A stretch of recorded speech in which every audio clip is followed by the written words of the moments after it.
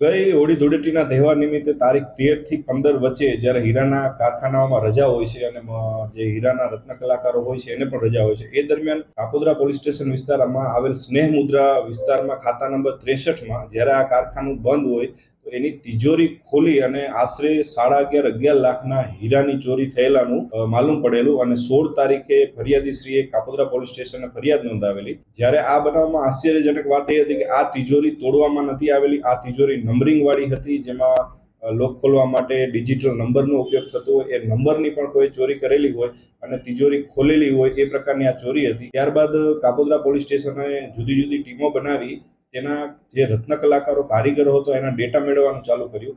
એમાંથી એક કારીગર, જે કારીગર આકાશસિંહ દેવસિંહ સાક્ય નામનો કારીગર, પોતે આ બનાવના આગલા દિવસથી ગુમ હતો અને પોતે ભીંડ વિસ્તારનો, બિહડ વિસ્તારનો, ચંબલ વિસ્તારનો, મધ્યપ્રદેશનો રહેવાસી હોય.